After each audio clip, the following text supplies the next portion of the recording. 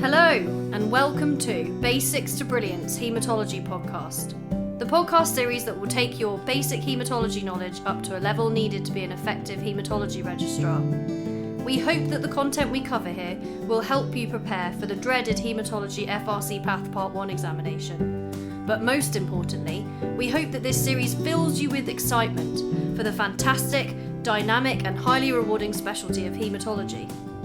My name is Dr. Anharad Everden, Haematology ST5 Registrar in the South West Deanery. And my name's Dr. David Fazy, Haematology SHO, with aspirations to be a Haemreg. And let's get started on today's topic. From basics to brilliance. Hi David, how are you? Hi Harry, nice to hear from you. Yeah, good, thank you. Good. Today we're going to talk about haemophilia in pregnancy. We're going to mainly focus on haemophilia A, but it's something that comes up a lot in exams as well as real life. So I think this is a really useful episode for people who are looking to sit FRC Path Part 1. So the literal mother of all FRCP questions. Yeah, exactly. Puns so you can guarantee everywhere. In your exam you're going to get a question of some kind which is going to involve a pregnant lady. So hopefully like the structure of how we go through this today will be applicable for not just haemophilia A but any kind of pregnancy questions going forwards. So yeah, hope this will be a really useful episode. And I imagine this is the one thing that you don't want to hear as the Haemreg at 2:00 in the morning is, oh, we accidentally missed this haemophilia A in this person who's delivering now, and you're like, yeah, ah. Yeah, no, that's never happened to me, thank God. But yeah, that would be bad. So let's start with a case. I've made it up, but let's say we're one of the haematology registrars in the Haematology Obstetrics clinic, and a lady has been referred to us with a family history of haemophilia A. She's an only child, so she's not got any siblings, but her uncle and her grandfather both had a history of severe haemophilia A, and she is pregnant at 12 weeks. What are you going to do? What is your approach? What are you going to discuss with her? Okay, so I guess the first thing I'm thinking is, sounds like a family history on the male side, which to me says that dads give girls carrier status. So I'm thinking, is she a carrier? So I'm thinking to myself, is she, what kind of severity is her carrierness? Then I'm thinking, is she having a boy? I don't know going forwards. Yeah. And I'm thinking to myself, I would like to activate the MDT effectively. I think this is I've been learning. I know the buzzwords. So yeah, I think this is early doors. This is a good time to get some baseline things in, and then start everything from making sure there's product available and cancelling and everything in between. Amazing. Yeah, so it's a massive question, isn't it? Which you can see why they love it as questions, because there's so much to consider. Oh yeah, there's many points there, isn't there? This is a 30-pointer if ever I saw a question. Exactly. So we're going to circle back to this at the end, and hopefully we'll have like a really great structure of how. I'll aim for 50%.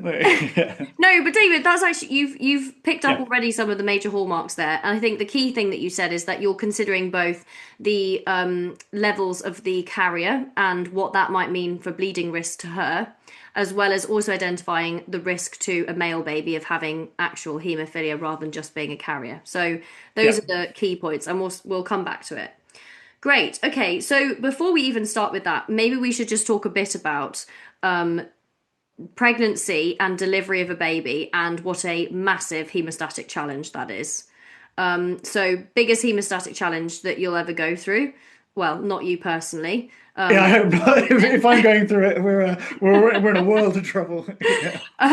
So the body prepares us for that, and there are lots of changes to your coagulation factors that occur during the pregnant state. So things that go up in pregnancy, do you know of any that go up?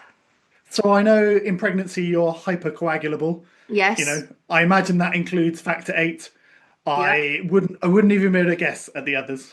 Yeah, fine. So factor VIII does go up in pregnancy, and that's important to know, as well as also von Willebrand factor. So that's also relevant for when we do von Willebrand's disease later on. Factor VII goes up and factor X goes up. And the other thing that really goes up is fibrinogen, which is why you might know that in major obstetric, like a major obstetric hemorrhage, the cutoff fibrinogen that we want it to be above in a major hemorrhage is 2 grams per litre, as in normal major hemorrhage outside of obstetrics, it's 1.5. And that just reflects the kind of higher levels that we would expect fibrinogen to be in pregnancy, and that's really important. So those things go up: fibrinogen, von Willebrand's factor, factor VIII. Things that go down are factor 13. So do you remember what factor 13 did? So that's our cross-linker. Yeah, of the clot at the end. So that would make them less coagulable. Yeah. So less stable clot. Yeah, exactly. I think in factor 13 deficiencies, you can have issues with maintaining pregnancy, which kind of makes sense, given that, if you've got a low level and then you're pregnant and it goes down further, that can make you more vulnerable to that. And then your protein S and your antithrombin both go down as well in pregnancy. So they're both anticoagulants, effectively. Yeah. So that makes you, again, more clotty. So yes. Overall, very much more clotty. Exactly. And with your protein S and your antithrombin, that's also why we don't recommend doing any of your inherited thrombophilias in the pregnant state. So that just highlights the reason for that.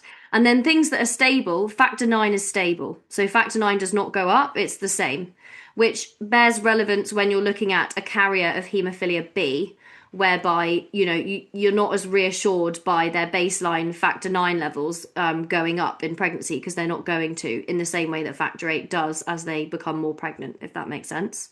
So a carrier of haemophilia A, who may be deficient, their numbers go up, may end up normalized effectively. Yes, exactly. That is often the case, and so that's really reassuring. As with a haemophilia B carrier, you wouldn't expect their levels to go up and therefore normalise. I would say that there is this point about the fact that even with carriers, let's say they start at a level of, 50, and they go up to like 100 by term, that has normalised in terms of the reference range for a non-pregnant person. But just remember, it has normalised, so that's fine. But the body, naturally, it's not normal for that state of pregnancy, if that makes sense. So they are still potentially increased risk of bleeding compared to somebody without a carrier status for haemophilia A, if that makes sense. Yeah. Cool. So biggest hemostatic challenge in your life, all of those changes occur to basically ramp up the clotting system. Factor 8 goes up, factor 9 stays stable. And then what about the newborn? So when the newborn is born, and in the first 6 months of life, the factor 8 level is actually in a newborn is very similar to that of an adult level. Okay. But factor 9 is much lower and doesn't come up until later on in life, sort of after 6 months. Okay. So that's relevant. I was going to say, so could you, artificially be reassured by someone's haemophilia A status, and then over time it sort of drops back to a normal level for them, and then you go, actually they are deficient? Yeah, I mean, their level doesn't drop. It's just that a baby is born with a factor 8 level that you would see in an adult. But you are right, and the reason for that is because factor 8 goes up with stress of delivery. So it's like an acute response, which factor 9 doesn't do. So you're right, you can miss a mild haemophilia A in a baby. In newborn, because of the stress of delivery having artificially boosted their factor 8, when actually it's lower in reality, which is why if you think someone might have a mild haemophilia A but they don't test positive for that on factor 8 levels on the cord blood, then you should repeat that sample at 6 months to make sure you don't miss a mild haemophilia A. As with factor 9, it doesn't, it's lower than adult levels at birth, and it doesn't go up with the trauma of delivery either. So you're less likely to miss that. Yes, exactly. Yeah. Okay, so I think it would be helpful if we did have a resident anaesthetist with a special interest in obstetrics. It's lucky if you have a pocket anaesthetist, yes, to just maybe go through the basics of labour and anaesthetic options. Yeah. Because I think that's presumed knowledge for haematologists, Right, and absolutely. I mean, I don't know Yeah, if you agree. I'm probably one of the most simple medics you'll find, Will. So you're going to sure. have to explain to me like a layperson with some crayons. Okay. So let me ask you Well, some stupid questions I would never ask a that's consultant. great. And talking to Harry about the difference between a spinal and epidural earlier today, I think it's clear evidence that you guys don't have a clue what you're talking about when it comes to anaesthetics and obstetric anaesthesia. I'd love to pretend otherwise, but we'll come to that. Okay. Okay, start right at the basics. What are the types of ways that I can get a baby out of someone? So, vaginally or via cesarean section are the two ways. And Okay, so, vaginally it can be kind of normal vaginal delivery, or it can be an assisted vaginal delivery, or also known as an instrumental vaginal delivery, which could be either forceps or a ventouse, essentially. and I'm guessing when you're using instruments, the tendency for bleeding and collateral things to be higher.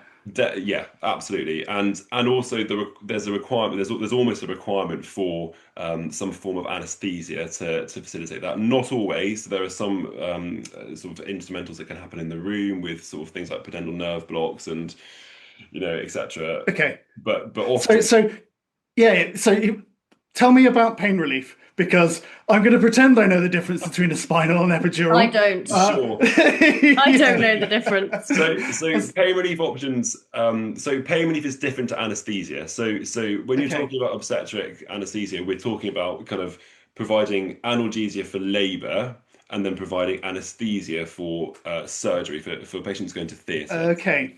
And there's quite sort of overlap between the two, which is why it can become quite confusing to talk about. But in terms of labour analgesia, so the options are essentially Entonox, which is gas and air. So Yeah. that's pretty primitive. It's pretty ineffective. It's not really widely used outside of the UK because Yeah, it's so we're bad. quite familiar with that with bone marrow. Yeah. And then you can sort of move up to intramuscular opioids. So the most commonly used being diamorphine or pethidine, which is a sort of opioid like. I've heard that word. Yeah. Yeah. And then after that, you're really looking at an epidural or a PCA. Okay. So we tend to offer patients an epidural next, and then offer them a PCA if an epidural is contraindicated. But there's some discussion about actually we should be offering everyone the option of either an epidural or a PCA. So a PCA is Okay. a patient-controlled analgesia. Obviously, it's intravenous opioid, and the one that we most commonly use is something called remifentanil PCA. Yeah. And that's because it's very short acting, so it wears off very rapidly, which means that it doesn't really have a significant effect on the fetus when it's born in terms of fetal respiratory rate and Cool. apneas, etc. Mhm. Some centres use fentanyl PCA for labour analgesia, again because it's shorter acting than, for example, morphine. But not as short acting as remifentanil. But remifentanil requires a sort of burden of sort of one-to-one midwife care, etc. So that's why it's often offered. Okay, Okay. but then in terms of payment So, options so for I've heard something fentanyl. Yeah, great. remifentanil, yeah. Tell me about the big needles and tell me about what bleeding risk and things like that. Sure. So there's a big difference between a spinal and an epidural. So do you know the difference at all, David? I know the words. Yeah, And I assume it's to do with where the needles go. But exactly. I don't know. I wouldn't be able to answer a question like No, that's the put it that's that way. fine. So spinal and epidural are both called they're both neuraxial procedures basically. So they're both neuraxial blocks. A spinal is a single shot injection into the subarachnoid space where the CSF is, so directly into the CSF. The needle Yep. we use is very small, so it's 24 Okay. gauge, so that's smaller than a blue cannula. So Um, good for us in Yeah. Bleediesville. yes. Yep. An epidural involves putting a needle into the epidural space and then leaving a catheter there, a plastic catheter. Okay. The needle is 16 gauge, so it's the same Right. size as a grey cannula. So it's a big needle. It's called a 2E needle. Yeah. Um, an epidural is predominantly used for labour analgesia, and a spinal is predominantly used for providing surgical anaesthesia. So those are the differences. Gotcha. Anesthesia being as in you can cut somebody open You and can they take don't some to feel it, theatre, rather than it exactly. just being pain relief. Exactly. Yeah. Okay. Does that make sense? But Yeah, thanks for clarifying, Harry. As I'm nodding away, like, there's an overlap because we do sometimes use a low-dose spinal for labour analgesia, Okay. either by itself, rarely, or as parts, or alongside an epidural as something called a combined spinal epidural technique. I And I think you are dragging us into territory that's going to hurt my brain. Yeah, I agree. But So- basically, a spinal you do as an injection with a small needle Yep. used for a C-section, and an epidural is a big needle with a catheter left in, which is more used as like a patient PCA for analgesia, but directly into their spine. Yeah. Okay, Lovely. We also we've got do a that, David, spinal- right? We also do. I think that's about the capacity of my my brain. Yeah. We also do a spinal for instrumental deliveries in theatre as well. Okay. Fine. Lots of reasons we might do a spinal. Okay. And finally, Idiot's Guide to Obstetrics. Yeah. What are the stages of labour that I should be aware of? Very, very briefly. Very briefly, Very please. briefly. So there are 3 stages of labour. So the first stage of labour is from the very beginning all the way through to the patient being fully dilated, which is the cervix being 10 centimetres. The second stage of labour is from being fully dilated to baby being delivered. So that's the pushing phase, basically. Okay, yep. Third stage is from the delivery of the baby to the delivery of the placenta. Okay, so it's delivery of the placenta, the third stage. Yes. Okay. And Grand. David, can I ask a question about the third stage of labour? Because Yeah. haematologists often advise active management of the third stage of labour. What exactly does that mean? I feel like this is something you wrote in your essays, but had no idea what it was.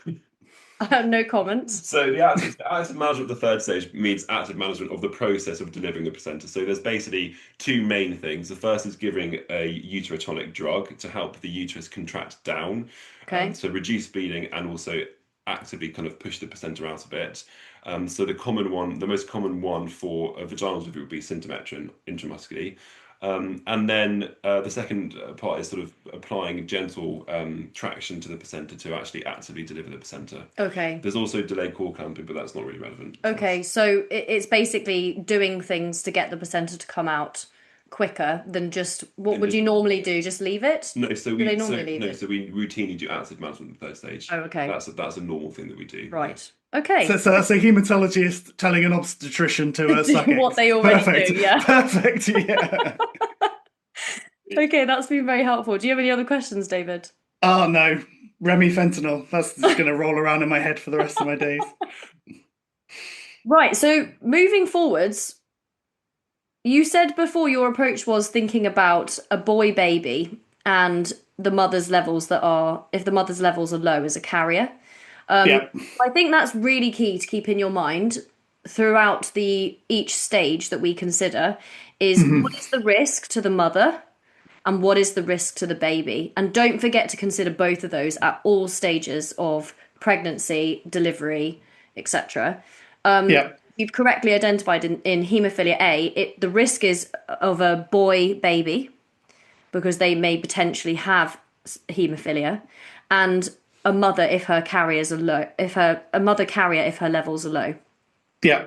And so then she's obviously going through this major hemostatic challenge. And I think an approach to think about somebody in a clinic like this and in an essay question is just to go through it temporally in your head. So preconception, antenatal, labour and delivery, postpartum as like your core, like 4 stages that you need to think about. Yeah. So let's go with that structure. What sort of things do you think we need to think about preconception? I mean, obviously in our case, she's already 12 weeks pregnant, but Yeah. preconception, ideally, what sort of things would you be thinking about? So I guess I'd like to know baseline factor level before everything kicks off and she starts producing extra. So I've got an idea of what we are, pre. Yeah, exactly. I think that's really, really important. What are her baseline factor 8 levels? Are they 30 or are they 50 or are they 70? Because remember, we talked about before, female carriers can, through random chance, have really low levels of factor 8 sometimes because of this lionization and inactivation of one of her X chromosomes with the whole tortoiseshell cat. Tortoiseshell cats. Yeah. Exactly. What did you learn that week? Yeah, cats. So exactly, we need to have a baseline factor 8 level for her.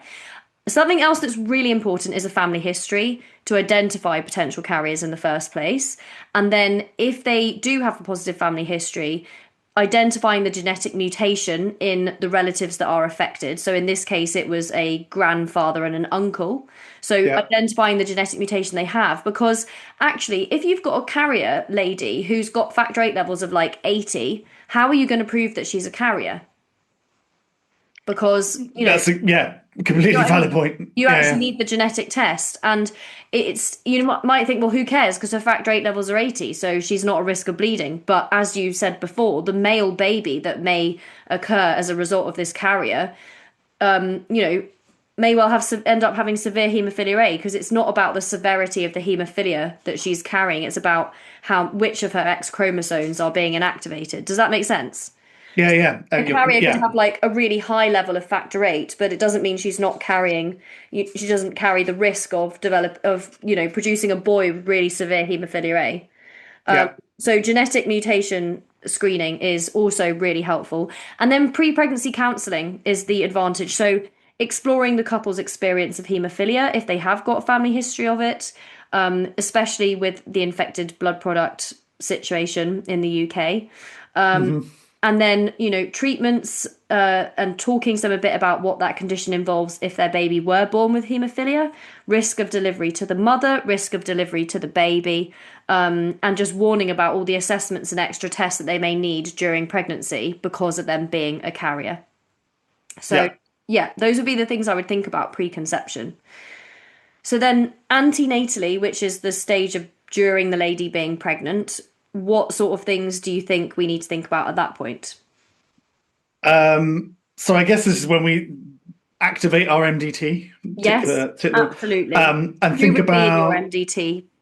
So we'd want an anaesthetist. I guess would you consider things like the haemophilia centre and stuff like that? Absolutely. Yeah, exactly. I wonder in sort of less not less civilized, but in sort of smaller centers whether this is something they commonly deal with. So it might be something where you're sort of asking for advice, or at least giving them somewhere to turn to. And also just the fact that labs in smaller hospitals may not be geared up to do factor VIII levels on the hoof. So again, it's about having 24-hour access to a hemostasis lab that's able to turn around factor levels quickly. Yes, as you say, haemophilia centre. So that's a really good point, David. When she is pregnant, it's thinking, where is this lady best managed? And that's like a number one thing to think about. And then within that is then the MDT, in which you've said haematologist and an anaesthetist. Who else would be in your MDT? Yeah, good question. The obstetrician. Obstetrician, okay. The person who delivers the baby. We forgot about them. Did they do something useful? And then a neonatologist for baby when it comes out, or peds, and then the lab. So all of those people need to be involved, and basically a clear plan for delivery should be made by 37 weeks. Okay. And then circulated to all members of that MDT, so that the lab know, and they know when to expect to have to do things. Neonatologist knows the risks and what we're doing about it. So it's a plan that's circulated to everybody that's involved. Is a question I've just thought on the fly. Do you happen to know, do they tend to let people go to term, or do they tend to want to deliver a bit earlier? No, not necessarily. It is a maternal choice. So the bleeding rates of having a cesarean section for the baby are lower, because obviously the main risk is to the baby bleeding if there's a male baby, rather than the maternal bleeding so much. The thing you're really, really trying to avoid here essentially is a traumatic intracranial hemorrhage in a baby boy. That's like the real event that you're trying to avoid. So so forceps, von twos. So forceps, von twos, no. No, thank you. But spontaneous vaginal delivery, if it's all going well, then fine. Yeah. But women are also offered an elective section, which tends to be done at 39 weeks. Okay. So I've got a little ahead of myself, but it just sort of popped into my head. Yeah, that's fine. So let's go back to just antenatal. At this point, she's pregnant, but she's nowhere near delivery. Okay. So things we need to think about here are firstly identifying the male fetus. Okay. Yeah. So options are, you can do pre-implantation genetic testing. So this is IVF. Yeah. Okay. So big undertaking, but you can, do IVF and then screen the embryos either for their gender or either picking out female embryos because they're Yeah. a carrier at worst, or picking out male embryos of which you have screened that they don't have the mutation. Okay. So the benefit of that is that you can then have quite a relaxed, natural, birth and delivery. And if they want a home birth and all of that, then, there's no risks of bleeding to the boy any more than any other delivery. Okay. But the cons are obviously it's IVF. So, and Yeah. also if you've already got a child, you're not eligible for IVF on the NHS. So that's one thing you can do. But most people instead will go for the DNA testing. So Okay. have you heard of this fetal-free DNA testing? Yeah, it's fetal DNA in maternal peripheral blood, isn't it? Yes, yeah. And it's a brilliant discovery that that we have fetal DNA in the maternal blood, and we use it in haematology to our advantage in things like knowing the RHD status of the baby in mothers that are RHD negative, which has allowed a lot of RHD negative mothers to avoid having unnecessary anti-D injections, which we'll talk about in a transfusion series. But essentially, we can do that to look for the gender of the baby, looking at the SRY, which is the sex-determining region of the Y chromosome. And essentially, if you've got Y chromosome floating around in the mother's blood, then you're having a boy baby. Job done. Yeah, exactly. So then at that point, you then basically have to presume that could be a haemophilia boy. And then basically you would then offer either a chorionic villus sampling at 11 to 14 weeks to see whether that male baby is affected by haemophilia by looking for the mutation, or you can do an amniocentesis later on to again look for the mutation.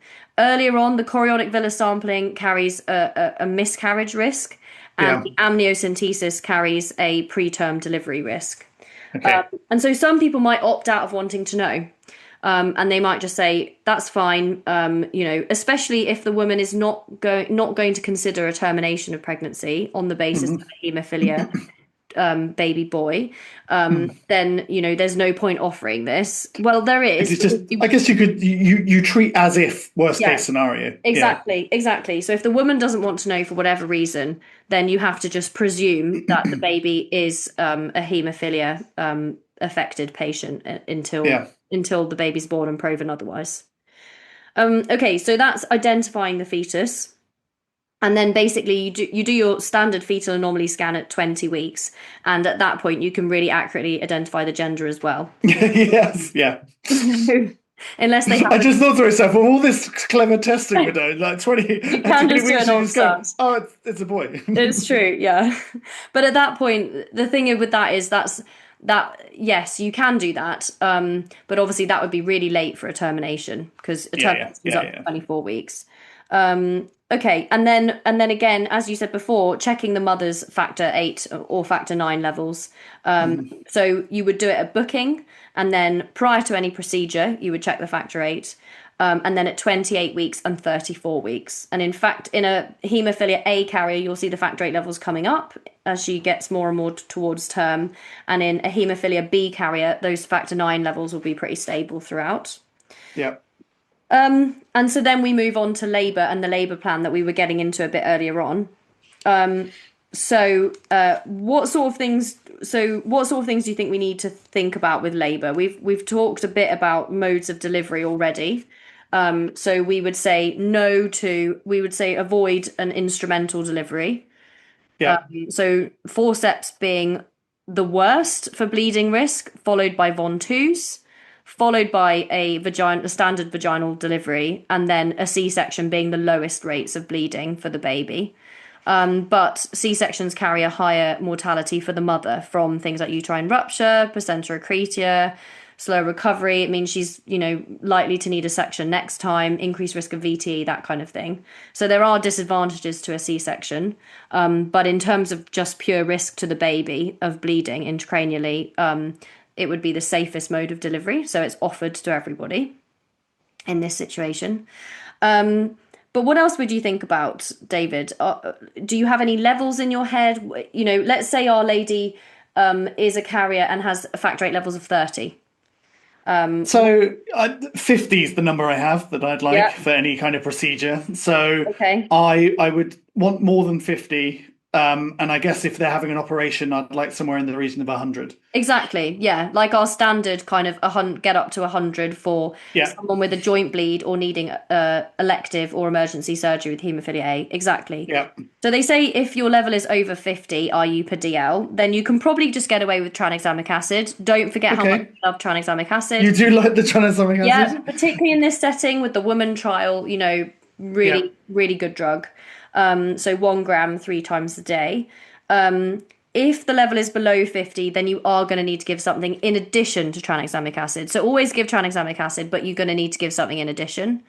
And they would prefer you to use DDAVP wherever you can because It rears its head again. exactly, because you want to avoid inhibitors, and you also don't want to boost her factor VIII levels too high, because you know that there's also a really high VT risk in pregnancy, particularly in the postpartum period, because Yeah. of all of these clotting factors and fibrinogen and von Willebrands that we've been talking about that go up. So is there a situation specifically in pregnancy and obstetrics where you might not want to use DDAVP? Would you be worried in things like preeclampsia? Exactly. So it's Yeah, so the plan may need to change according to how that side of things are going, but in general we say use DDAVP. Also because their levels are likely to be pretty good, so DDAVP is likely to be sufficient. yeah. And then for any neuroaxial anesthesia, which is why this is really important to talk about with the patient, do you think you might want an epidural or a spinal, or are you okay with an IV PCA? It's really important to talk about that in advance because you need a factor VIII level of at least 80. Okay. Particularly for the epidural, because of what the anaesthetist was saying about it being bigger. Big needle and catheter. Exactly. Good. So those are your kind of levels, and you try and achieve it with DDAVP wherever possible. So then delivery-wise, there are other things that they advise that you avoid, which are fetal blood sampling, which is something I think obstetricians can do during labour to check on the baby. So don't do that. Fetal scalp electrodes. Again, I think it's something that obstetrics do to check on the baby during delivery. And then, as we said, Von 2s, rotational forceps, and external cephalic version, where they flip round babies when they're breech. Don't do that in a patient where they might have a haemophilia boy on board. So it feels like cesarean is probably the way that most would go. It probably is, but it's such a personal thing with I labour suppose, yeah. and what that woman wants. Such a medic thing speaking there, isn't it? You're like, yes. Well, clearly the answer's cesarean. Yes, you're like, exactly. there is actually a person here that has a decision. Yeah. But yeah, in terms of pure safety of your haemophilia baby boy not bleeding, yes, a section would be the safest thing. Yeah. Okay, great. So then what about postpartum? What do you think we need to think about in the postpartum period? So the baby's come out. What do we need to think about in terms of the mother still? We're focusing on the mother at the moment. So I imagine that their factor level is going to fall pretty rapidly. Mm-hmm. So I imagine we need to continuously, but regularly be looking at their levels and replacing and boosting as required. Yeah, exactly. So remember, DDAVP you can't use too frequently on repeat because the response gets less. Yeah. And also, just like any standard operation, if you give DDAVP or you give factor, you're going to do a level immediately post, and then you're going to do one at 4 to 6 hours post, and then one at sort of 12 hours post, and that will help you with ongoing dosing. If it was an uncomplicated, normal vaginal delivery with no issues, then you want to maintain the factor VIII level above 50 for about 3 days. Yeah. If it was a complicated one, like you did have some instrumentation, hopefully not rotational forceps, but if you had to just lift the baby out because it was completely stuck, and sometimes I think they do have to do that, or if they had a C-section, then it's 5 days at maintaining over 50. So it's just about a matter of measuring levels and then giving treatment to keep the levels up. You continue the tranexamic acid until there's minimal lochia. Lochia is the kind of bleeding stuff that happens afterwards, which is a normal part of post-delivery. So when that dries out, then you can stop the tranexamic acid. And also remember thrombin prophylaxis. So do you remember what our cutoff was for haemophilia A patients having surgery and needing VT prophylaxis with replacement? Let's assume that I don't. Yeah, that's fine. So 50 generally. So if we have so to say 60. someone's factor level's above 50, then they probably Okay. should have Inhixa or low molecular Yeah. heparin. Yeah. It's roughly the same. They say Okay. avoid if 50 feels like the magic number. yeah, I mean they say 60, but Okay. it's 50 or 60. And remember also though with your low molecular weight heparin prophylaxis to think about timings around spinals and epidurals as well. So, but yeah, just it's a balance basically, and that should all be thought about and put in the plan really clearly, so that no one needs to kind of think about it on the day. There's obviously they think about it, but it's been the difficult bit's been thought for them already in advance. There's a protocol. Exactly. Even we can follow that. Exactly. And then what about the newborn, David? What would you want to do with the newborn when it comes out? It's a baby boy. Yeah, so I would like factor measurements, and I guess I'd like a PT and an APTT. Yeah. I would like a factor level. Yeah. Probably cord blood. Yeah, very good. Exactly. Although we talked about earlier that those numbers may be artificially high, I think that's a good starting point. Yeah, exactly. So a PT and APTT, a factor 8 and a factor 9. And basically that should give you a diagnosis within a few hours. Okay. What if you were worried about an intracranial hemorrhage? Let's say the baby came out and there were, I don't know, you had forceps delivery or there was some neurology. What would you do? So I was going to say, neuro-obs would be my first kind of step. Okay. If there was neurology, I know they can do ultrasounds. They've got those handy windows into their brains, don't they?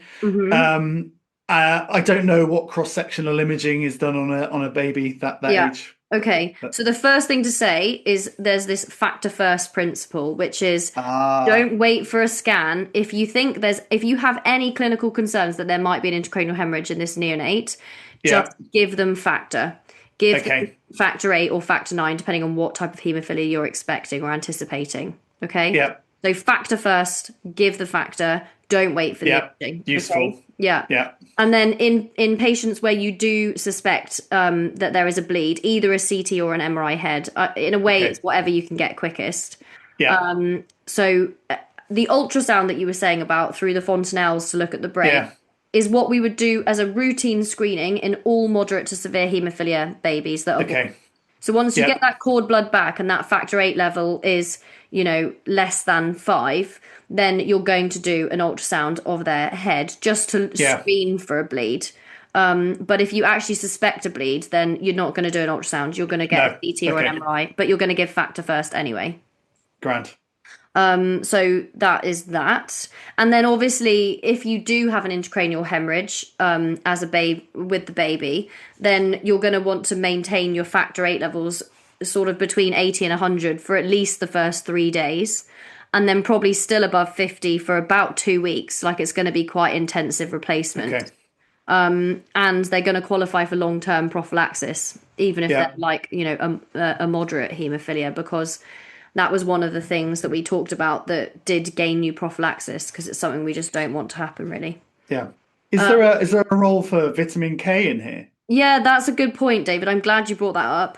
So normally we give vitamin K IM to basically prevent hemorrhagic disease of the newborn from Vit K deficiency.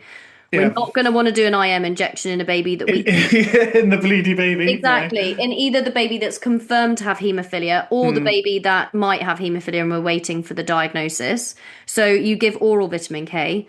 But the oral vitamin K is annoying because you have to give it multiple times. You've got to give it at birth and then at 1 week and then at 4 weeks. So you can see how that might not end up happening. It might get sort of lost in the sort of newborn haze that you and I have both experienced. I'm still in it at 10.5 months. So as soon as you know that it's not haemophilia A, then you can give an IM injection so that they get enough vitamin K. But that's a really good point. And would you give DDAVP in a newborn? No, thank you. No, why not? We're worried about salt changes Exactly. and Yeah. brain problems, Yeah. seizures, and things like that. Exactly. So we don't do that. We just give Mm, recombinant factor. yeah. Good. Okay. Anything else to say? I mean, vaccinations. So the vaccination schedule should be given subcut, not IM. Okay. And if the baby is confirmed to have haemophilia A, then that news should be broken to the parents in a very sensitive way with education and lots of follow up in clinic afterwards. So that is that. Do you have any questions? No, I think I'm ready to try and take on our case from the beginning. Okay, fine. So yeah, she was 12 weeks pregnant with a family history of haemophilia A. So Yeah. what are you going to do? Do you want to just talk us through the different stages? So there's a bit of Yes. So a story. let me get my brain in gear. So we've kind of missed our preconception stage, Mm-hmm. but we're having our sort of booking part. So we're gonna get a good family history, Mm-hmm. maternal uncle and grandfather. Mm-hmm. So we might be concerned that she's a carrier. Yeah, We might want to do some genetic testing on her to see very what good. form of um it's 12 weeks. We would probably like to know the gender of the baby. So we're Mm-hmm. going to look for fetal DNA and maternal peripheral blood. Which I forgot to say, I think, is can be done from 9 weeks of gestation. Okay. Yeah. Um, we would also like to know what her factor levels are, although they Yeah. may be starting to lift. Yeah. And we're gonna activate the MDT, Very which will good. involve an obstetrician, Yeah. a hematologist, Mm-hmm. anaesthetist, neonates, and our lab. Brilliant. And we're going to come up with a strong plan about what the priorities are for mother and baby, Yeah. namely how she would like the pregnancy to go, and give counselling and suggestions about risks and benefits Yeah. and things like that. Yeah. And you can see even Um, from just our podcast today of getting our resident anaesthetist involved, how helpful it would be to have a joint clinic with OBS, anesthetics, and yeah, team together to discuss those risks with the patient when making the plan. yeah. Yeah. Carry on. Um, You're doing great. yeah. So we're heading towards pregnancy now. We want to keep a close eye on what her levels are. Yeah. Considering and 50 being our sort of magic number, Yeah. below which we want to definitely boost her up. If she's Mm-hmm. going for a surgical procedure, we want somewhere in the 80 to 100. Yeah. If she's going for a vaginal birth with no instrumentation, in the 50 region. Mm-hmm.